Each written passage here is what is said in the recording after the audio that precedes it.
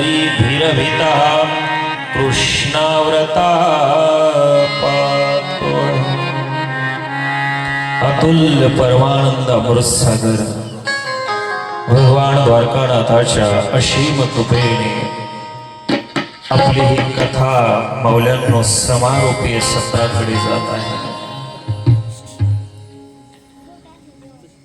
त्या व्रजभूमीमध्ये भगवान द्वारकानाथ ज्यावेळेस बासरी वाजायचा ना, हा श्लोक तोय लक्षात घ्या।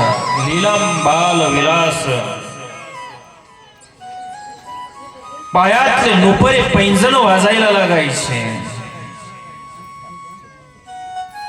लीलन दोलन लोल कंकण रण झंकार चारू स्वरे। त्या गोपींच्या हातातले जे कंकण आहेत ना, हातातले पायातले पैंजण, बासरी वाजली की इकडं वाजायला सुरुवात व्हायचं। तसं आमच्या महाराजांनी इकडं वाजायला सुरुवात केलं ना, आमच्या बालगोपिका लगेच नाचायला सुरुवात करतात। किती आनंद आहे हो त्या कथेमध्ये। जर एवढा आनंद आहे तर त्या भगवंताच्या सन्निधानामध्ये काय आनंद असेल लक्षात घ्या। विचार करण्यासारखी गोष्ट आहे। आज आपल्या कथेचा तिसरा दिवस आहे। त्या भगवंताकडे जाण्यासाठी अनेक साधन, अनेक मार्ग निर्माण केलेले त्या भगवंताने लक्षात घ्या। आम्हाला माहिती नसतं, माणूस प्रत्येक जण भक्ती करत असतो, त्या भक्तीच्या माध्यमातून परमेश्वराकडे जाता येतं। फक्त आम्हाला निवडावं लागतं। ज्या संसारामध्ये आम्ही ज्या वस्तू मागे पळत असतो ना, ज्याला सुख शोधत असतो, तिथे देव नसतो लक्षात घ्या। स्वामींनी तेच सांगितलेलं आहे की सगळी संपत्ती ती असंपत्ती आहे। जीवाची खरी संपत्ती काय? जीवाची खरी संपत्ती परमेश्वर। सगळी संपत्ती ती असंपत्ती आहे। जीवाची परमेश्वर संपत्ती लक्षात घ्या। आणि ती संपत्ती, ते धन आपल्याला प्राप्त करायचंय, ती मुक्ती आपल्याला खरेदी करायचंय। म्हणून उद्योगितेमध्येही तेच सांगितलेले की विपय कर्म भूमीच्या पेठे, नर देह लाभला औचटे, मुक्ती रत्न घेई गोमटे, जो मृत्यू पावे। अनेक दिवसाच्या नंतर, अनेक जन्माच्या नंतर, हे माणसा तुला मनुष्य देह प्राप्त झालाय ना, बहुत सकृते नर देह लाभलाय। तर मरणाच्या पूर्वी आपल्याला तो मुक्ती रत्न खरेदी करायचा आहे लक्षात ठेवा। ते मुक्ती रत्न म्हणजे जीवाची मुक्ती आहे। तुम्हाला त्याचं ज्ञान पाहिजे। बाजारात तर अनेक सोन्यासारखे अलंकार दिसतात, पण सोनं आपल्याला ओळखता आलं पाहिजे। तर तुम्ही 52 कशी सोनं खरेदी करू शकता का नाही? तसं त्या भगवंताकडे जाण्यासाठी मौल्यांनो अनेक रस्त्यात, कोणी श्रीमंत असेल, तुमच्याकडे धन असेल, पैसा असेल ना, तर याच द्रव्याच्या माध्यमातून तुम्ही भजन, पूजन, पंगत घालून त्या भगवंताकडे जाऊ शकतात। त्याला साधन म्हटलेलं आहे। त्या साधनाच्या ठिकाणी भजल्याने, पूजल्याने भगवंताकडे जाता येतं। आता आमची एखादी माऊली तर बसलेली असेल, बाबा आमच्याकडे तर पैसे नाहीत ना, मग आम्ही कसं अन्नदान करावं, कशी बाबांची पूजा करावी, आम्हाला जाता येईल का देवाकडे? शास्त्र सांगतंय हो, तुलाही जाता येईल। तुझ्याकडे पैसा नाही ना, तू फक्त एवढंच कर, दास्य कर, ते दास्य मोचक। तू फक्त व्यापार कर ना मनातून, पण तू व्यापार कसा केला पाहिजे, दास्य कसं केलं पाहिजे, हे तो विन सकळी किजे ते दास्य बोलीजे असं म्हटलेलं आहे लापिकाकारांनी।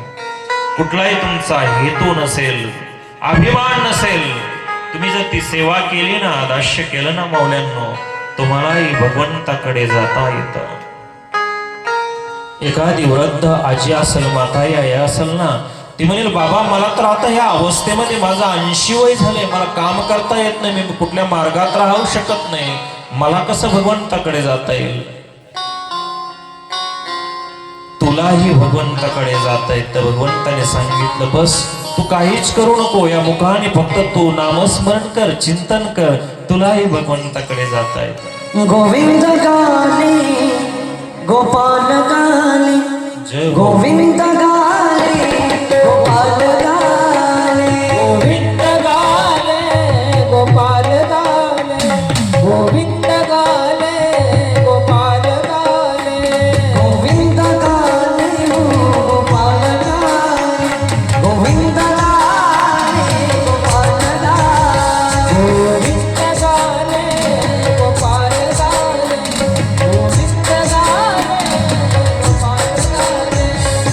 जीवन की नैया किनार लगाले, किनार लगाले, जीवन की नैया किनार लगाले, किनार लगाले, किनार लगाले. इसलिए गोविंद गाले गोपाल गाले, गोविंद गाले गोपाल गाले, गोविंद गाले गोपाल गाले, गोविंद गाले गोपाल गाले.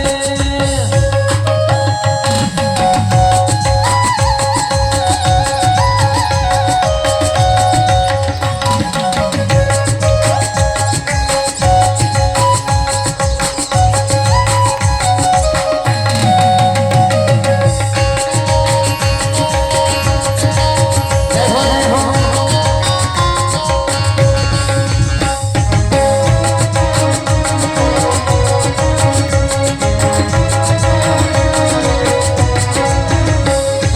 दुनिया के साथी है सबसे निराले, दुनिया के साथी है सबसे निराले, बाहर से उजले अंदर से काले, अंदर से काले, अंदर से काले. गोविंद गाले गोपाल गाले, गोविंद गाले गोपाल गाले, गोविंद गाले गोपाल गाले, गोविंद गाले गोपाल गाले. गाले गाले गाले गाले हो.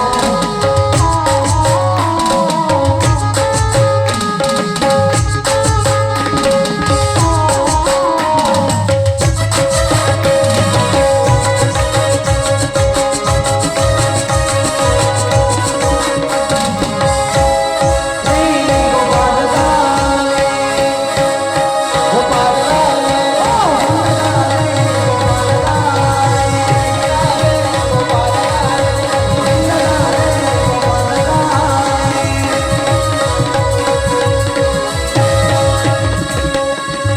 गोविंद गाले गोपाल गाले. तुला काहीच करता येत नाही ना, फक्त मुखामध्ये त्या गोविंदाचं नाम घे. आणि तू घेत असताना तुझ्या नातवांना, तुझ्या मुलांना ते शिकव. तेच तुझं धन आहे. तुझ्याकडे पैसा नाहीये ना माऊली, त्या धनापेक्षा त्या भगवंताचं नाम अतिशय महत्वाचं असणार ते धन लक्षात ठेवा. जर तुमच्या मुलाच्या नातवांच्या मुखामध्ये जर भगवंताचं नाव जर नसेल तर स्मृतिस्थळ नावाचा ग्रंथ सांगतोय, लक्षात घ्या.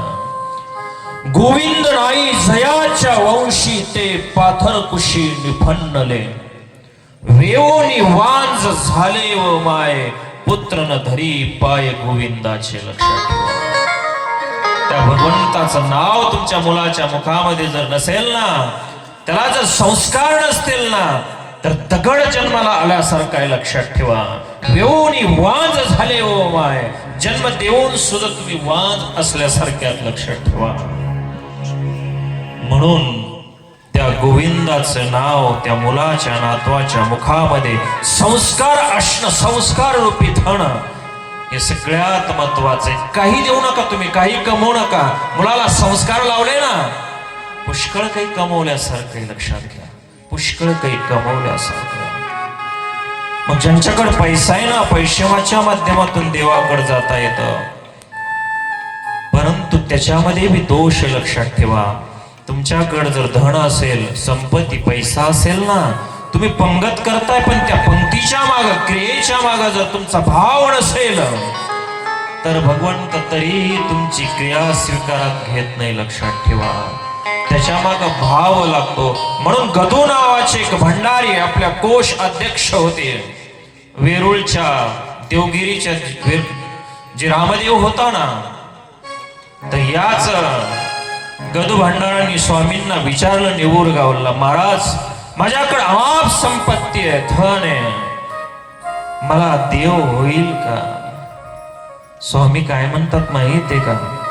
द्रव्य संपत्ती परमेश्वर न पविजे, कलत्र संपत्ती परमेश्वर न पविजे, पुत्र संपत्ती परमेश्वर न पविजे, विद्या संपत्ती परमेश्वर न पविजे. पैशाने देव विकत घेता येत नाही घेता येत, लक्षात ठेवा. मग देव कसा आहे? देव तो हृदय गम्य किंगा, तो स्मरणाने चिंतनाने भजनाने तो पूजल्या जातो, लक्षात ठेवा. पैशाने नाही. अरे स्वामी म्हणतात पैशाने जर देव विकत घेता आला असताना, हे राजे मंडळी काही हेळ, या राजांनी तर आम्हाला विकत घेतलं असतं, लक्षात ठेवा. आजच्या काळामध्ये सुद्धा जर पैशाने देव विकत घेता आला असताना, टाटा सारख्या बिर्ला सारख्या मोठमोठ्या उद्योगपतींनी देव घरात नेऊन बसवलं असता, लक्षात ठेवा.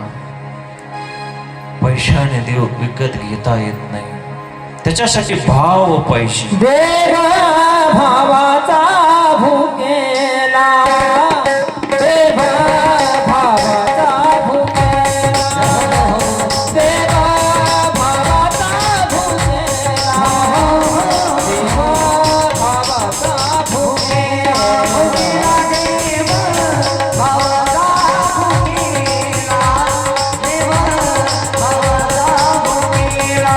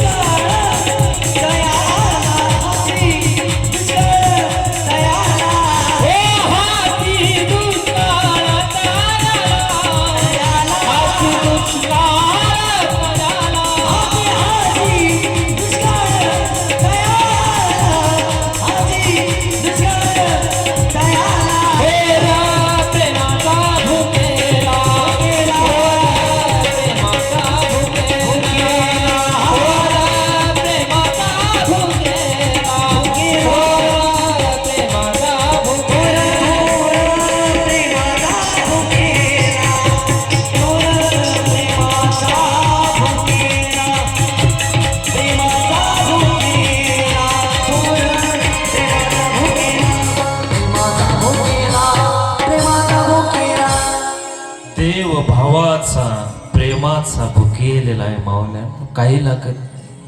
त्याच्याकडे सगळाच सुखाळ आहे, फक्त प्रेमाचा आणि भावाचा दुष्काळ आहे. त्या भगवान काय नाही त्याच्याकडे, त्याला भाव लागतो. तरीची घेतो गोडी, हा पाय गोडी भावाची, पाय गोडी भावाची, पाय गोडी भावाची, हा अंतरीची घेतो गोडी, पाय गोडी भावाची, पाय गोडी भावाची,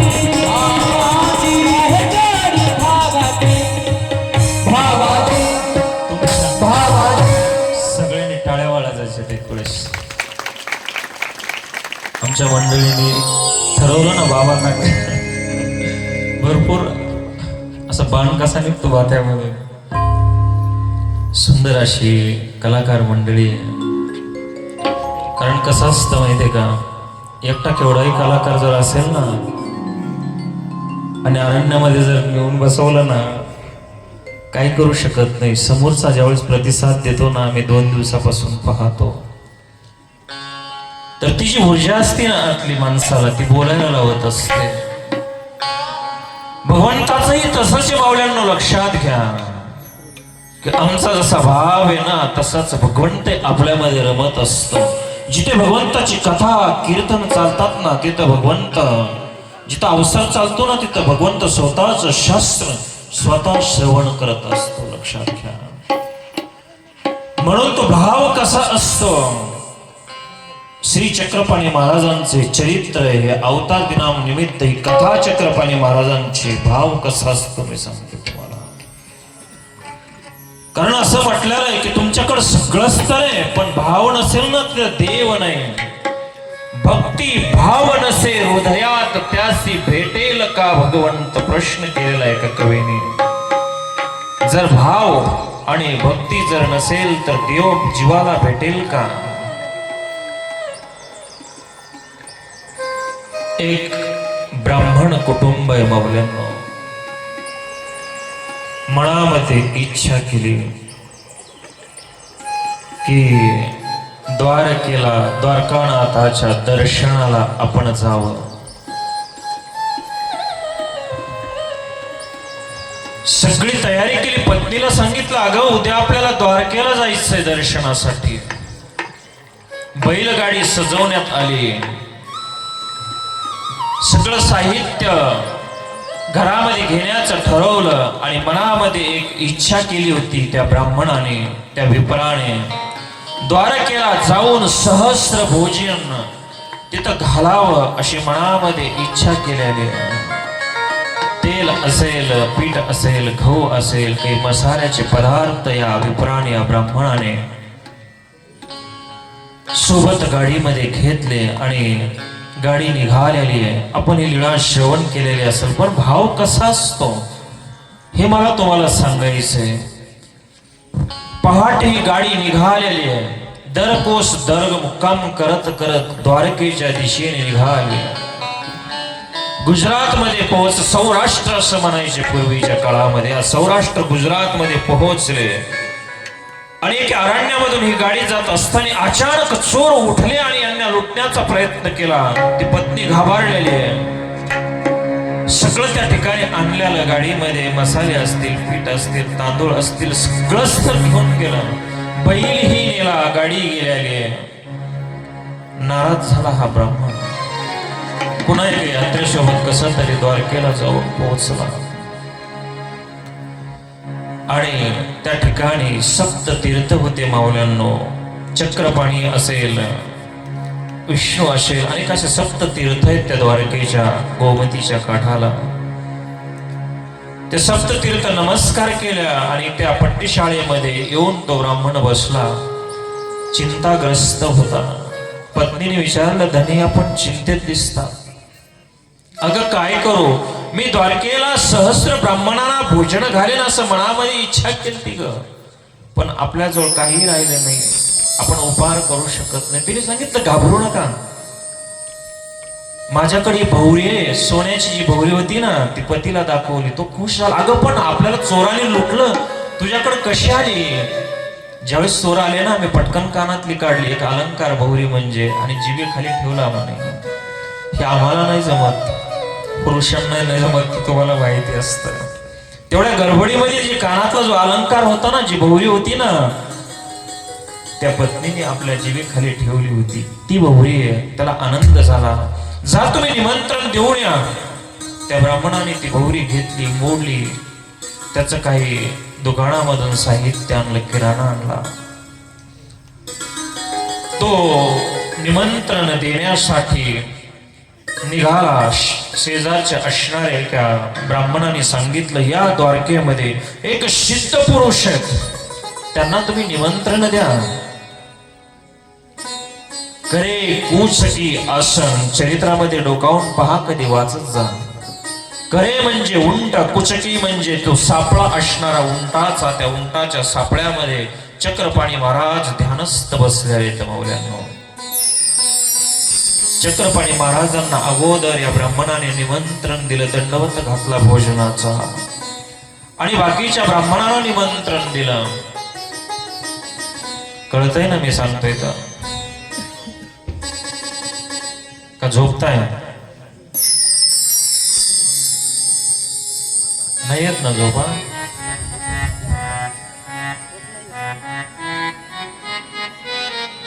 निमंत्रण दिल्यानंतर माऊल्यांनो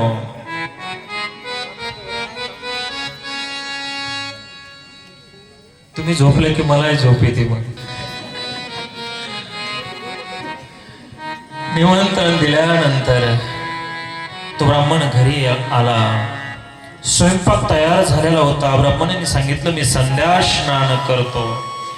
संध्या स्नान केले आणि चक्रपाणी महाराज सगळ्यांच्या अगोदर त्या ठिकाणी भोजनासाठी आलेले आहेत. लक्षात घ्या, सगळेच लवकर चक्रपाणी प्रभू आल्यानंतर ती पत्नी म्हणते अख्ख्या गावामध्ये हाच ब्राह्मण तुम्हाला सापडला का? बघा आम्ही सगळंच तर करत असतो पण एखादा शब्द असं बोलत असतो की एखाद्याच्या जिव्हारी लागण असा. चक्रपाणी प्रभूंनी तो शब्द ऐकला. माऊल्यांनो तो ब्राह्मण आला, भगवंताला बसण्यासाठी टाकलं. सुंदर आसन बनवलेलं आहे. गंध अक्षदा झाला. आता ताट वाढून आणलेलं आहे. ताट वाढल्यानंतर तिने जर पोळी वाढली ना, चक्रपाणी महाराज भात खायचे. तिने भात वाढला ना ते बासुंदी खायचे. तिने बासुंदी वाढली ना ते मांडा खायचे. तिने जे वाढलेलं माझ्या देवाला कळतं हो तुमचा भाव कसा आहे. लक्षात ठेवा, त्याला कळतं सगळंच तर कळतं. एवढं बोलल्यानंतरही माझ्या देवाने त्या ब्राह्मणामुळं ती आरोगणा केलेली लक्षात घ्या. आणि पुन्हा जेवत असताना अर्धा स्वयंपाक संपत आला आणि त्या ब्राह्मणाच्या पत्नीने एक वाक्य उच्चारलं, येतिके अन्न येईची खाती. सगळ्याचे अन्न हाच पुरुष खातो की काय? असं म्हटल्यानंतर श्री चक्रपाणी महाराजांनी हात पाठीमागे घेतला, हात धुतला. चक्रपाणी महाराज निघून गेले त्या ठिकाणी. ब्राह्मण ते पात्र उचलायला गेला तर एका पात्राखाली 500 पात्र निघाले. ते किती? 500 पात्र निघाले. आणि मग मात्र ब्राह्मणाच्या लक्षात आलं, अगं तू काही बोलली होती का? मनामध्ये काही कल्पिलं होतं का? काही बोललीस का? त्यांनी सांगितलं हो. त्यांनी काय म्हटलीस? मी म्हटलं अवघ्याचं अन्न हेच बाबा खातात की काय? अरे मरमर पापीने ऐसे काही केले.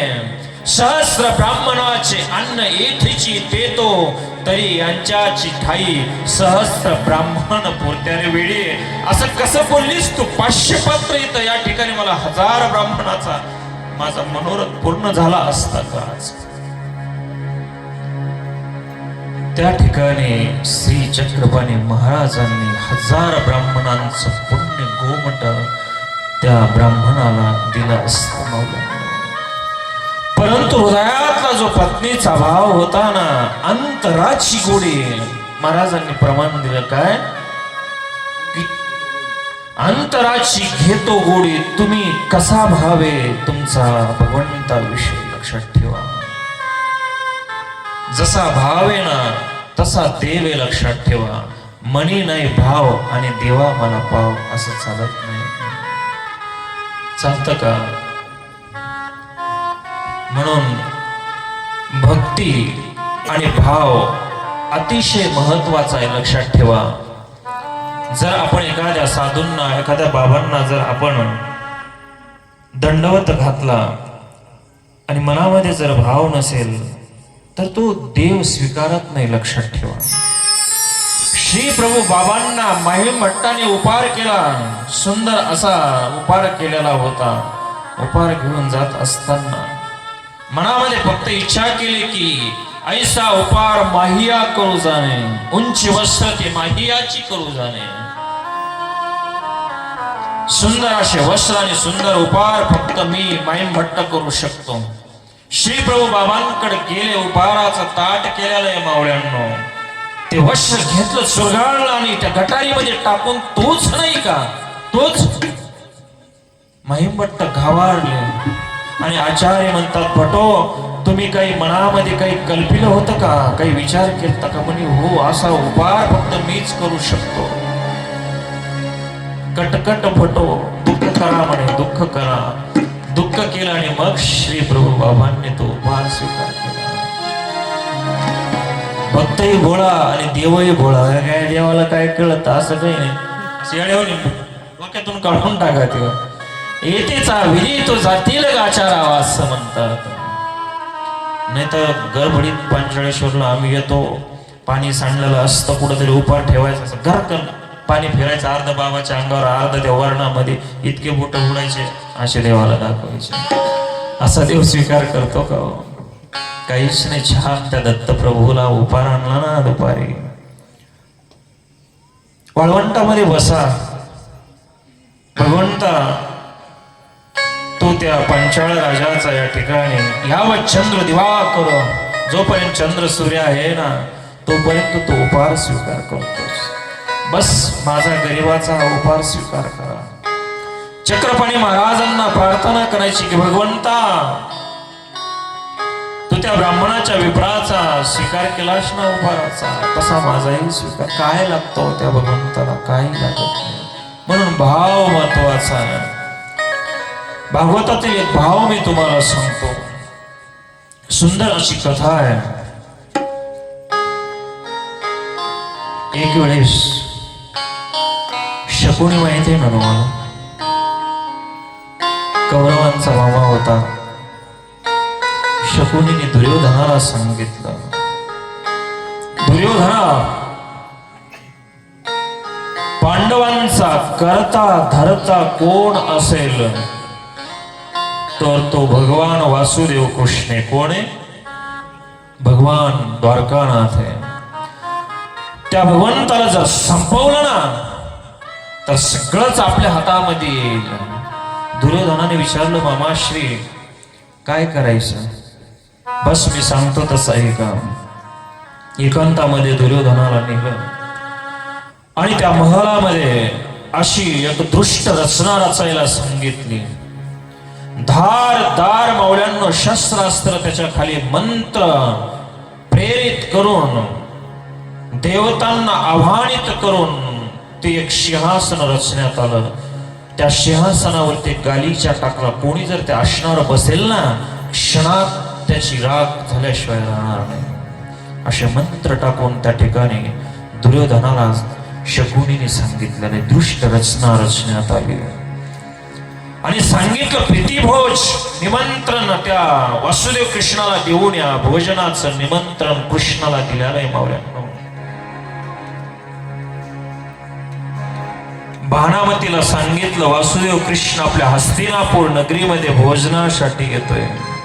भानामतीला आनंद झाला. ही भानामती म्हणजे दुर्योधनाची पत्नी आहे, लक्षात घ्या. या भानामतीने 6 महिन्याचं चरित्र सांगतं. हिरे माणिक मोती यांची कुटून रांगोळी तयार केलेली आहे. 14 भुवनांचा मालक माझ्या हस्तिनापूर मध्ये येतोय. लखाचा महल सुजवलेला आहे. तोरण सभा मंडप त्या ठिकाणी उभारण्यात आले. इकडे ज्यावेळेस विदुराने सांगितलं होतं मावल्यांनो दुर्योधनाला की अरे 5 राज्य तरी या पांडवांना दे, चांगलं नाहीये. दुर्योधनाने विदुराला सांगितलं की हा म्हातारपणी आता याची बुद्धी चळली आहे, चाल तू राज्यातून चालता हो. म्हणून हस्तिनापूरच्या बाहेर एक पर्णकुटी विदुराने बांधली होती, लक्षात घ्या. आणि मनामध्ये दुःख करत होता विदुर. अग जगाचा मालक असणार द्वारकानाथ आपल्या पर्णकुटीत कशाला येईल? उद्या हस्तिनापूर मध्ये दुर्योधनाच्या महलामध्ये जाईल. तिथं सिंहासन असतील, रेशमी उंची वस्त्र असतील. आम्ही असं काय पाप जोडलं? दोघं पत्नीचा आणि विदुराचा संवाद चालू आहे मावल्या. दिवस उजाडला. त्या महलामध्ये दुर्योधनी आलेला आहे. ती वेळ आलेली आहे. भगवान द्वारकानाथाचा रथ हस्तिनापूरच्या दिशेने निघाला. पितामह भीष्म समोर आलेले आहेत. कृपाचार्य त्या ठिकाणी, संजय त्या ठिकाणी आलेला आहे. सोबत भगवंताच्या उद्धव नावाचा भक्त. दुरून गर्दीमध्ये विदुर काका पाहत होता आज भगवंत येईल, दुर्योधनाला गळा भेट करेल. मी नाही भेटू शकत भगवंताला, परंतु तो भाव आणि अंतराची गोडी घेत असतो. लक्षात घ्या, त्याचा मनोरथ भाव त्या भगवंताने जाणला आणि जाणल्यानंतर तिथे रथ आला आणि उद्धवाला सांगितलं, उद्धवा उद्धवदी जगविधुरा घर जावे, उद्धवदी जगविधुरा घर जावे, उद्धवजी जगविधुरा घर जावे, उद्धवजी जगविधुरा घर जावे, उद्धवदी जगविधुरा घर जावे, उद्धवदी जगविधुरा घर जावे, उद्धवजी जगविधुरा घर जावे, उद्धवजी जगविधुरा घर जावे. भगवान द्वारकानाथ आणि बावल्यांनो, उद्धवाला आपला जो भक्त असणारा उद्धवाला सांगितलं, उद्धवा जा त्या विदुर काकाला सांगा, आज आम्ही तुमच्या पर्णकुटीमध्ये भोजनासाठी येतो. विदुर काकाने सांगितलं, अरे या गरीबाची कशाला मस्करी करतो रे उद्धवा, तो महल सोडून माझ्या घरी पर्णकुटीमध्ये गरीबाच्या तो भगवंत कशाला आहे.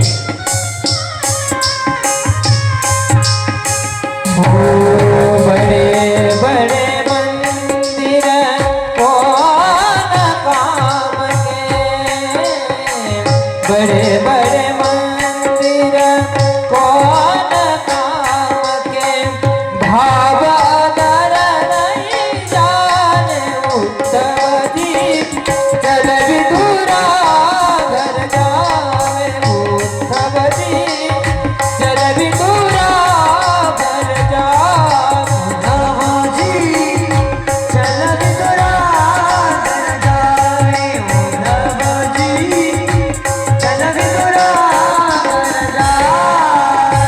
रथ निघालेला आहे, त्या विदुराच्या पर्णकुटीच्या दिशेने रथ निघालेला आहे. माऊल्यांनो, आता मात्र विदुर काकाला आनंद झाला, गगनात तो आनंद मावत नव्हता. माऊल्यांनो, चरित्र सांगतंय पुढे विदुर आता नाचत निघालेला आहे.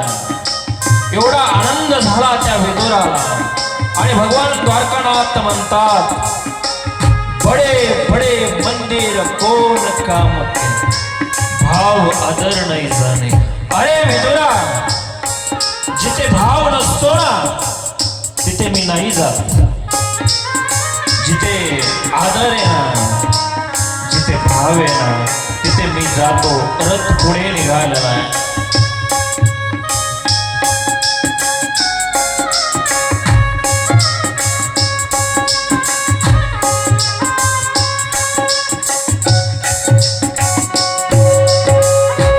सबसे ऊंची प्रेम सगाई, सबसे ऊंची प्रेम सगाई, सबसे ऊंची प्रेम सगाई, सबसे ऊंची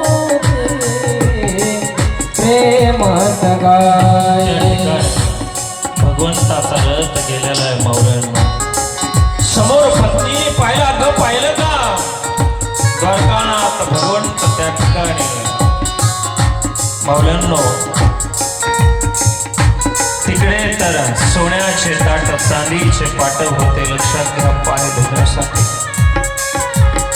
इकडे विदुराच्या घरी एक वीट होती, त्या विटेवरती भगवंत उभा राहिले.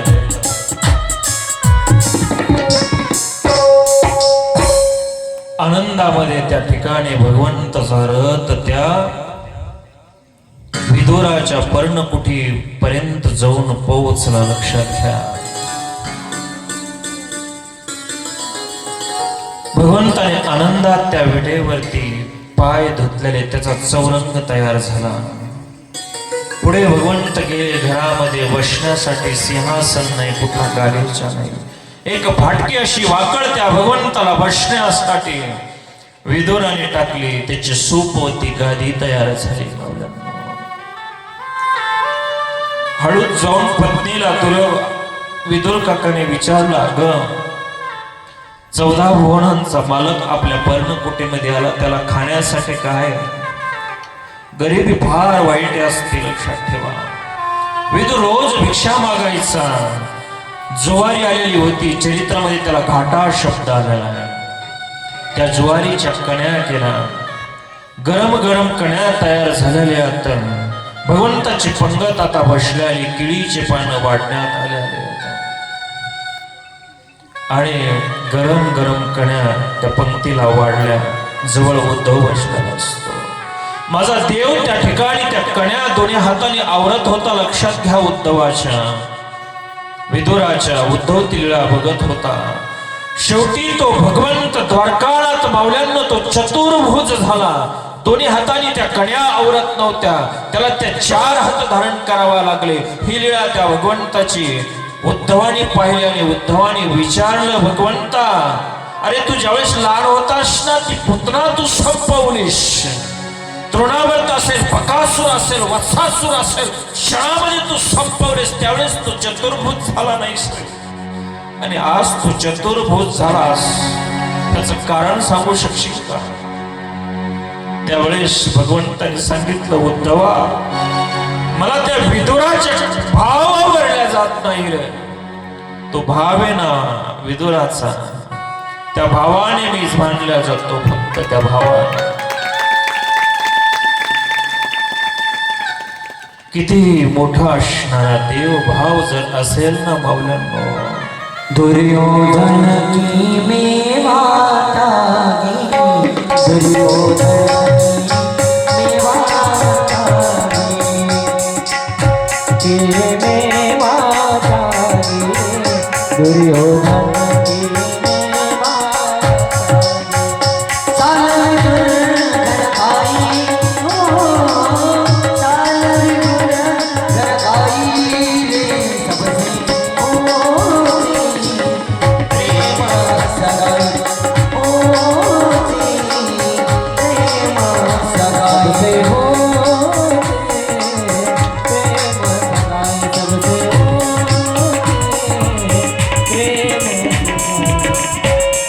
दुर्योधन का मेवा त्यागो. त्या भगवंताने तिकडे पंचपक्वान्न मेवा असणारा त्या भगवंताने त्याचा त्याग केला का? तिथं तो भाव नव्हता, ती श्रद्धा नव्हती. इकडे विदुराच्या त्या कण्या स्वीकार केल्या. लक्षात घ्या, हे सांगितलं मी कशासाठी? भक्ती आणि भाव पाहिजे. काय पाहिजे? काही लागत नाही. ही लीळा फक्त आठवा तुम्ही. उपार दाखवतात ना कृष्ण भगवंताचा, सुदामाचे पोहे आणि विदुराच्या कण्या, ह्या आठवा, ही लीळा आठवा. बस, काही आठवायची गरज नाही. तिकडे चक्रपाणी महाराजांची ती लीळा आठवा, इकडे दत्तात्रय प्रभूंची 45ची लीळा आठवा. त्या देवाला उपार दाखवा. नक्कीच भगवंत तुमच्या घरामध्ये आल्याशिवाय राहणार नाही. पण आमचं तसं होतं का? होतं का? मला सांगा. आमचं दुसरंच लक्ष असतं. जर त्या भगवंताची जर लीळा आठवली ना आपण, तर देव आपल्या जन्मोजन्मीची जी झोपडी असते ना, पर्णकुटी असते, एकदा त्या भगवंताला आपण जसं उपार दाखवतो ना, आपल्या घरी देव आला पाहिजे. जन्मोजन्मीची आपली जी असणारे आपलं अंगण आज दिवाळी झाली पाहिजे. कारण जोपर्यंत तुम्ही विदुरासारखा भाव, तोपर्यंत आपलं झोपडीचं भाग्य आपलं खुलणार नाही. लक्षात ठेवा.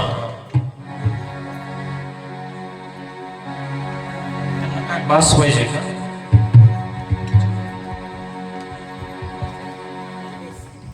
वृद्धांचं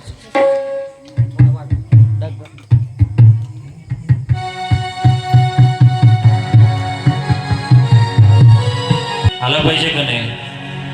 अरे त्या भगवंताने जर आपलं भोजन स्वीकार केलं तर आपला उद्धार होतो, लक्षात घ्या. त्याला भूत भजन म्हणतात.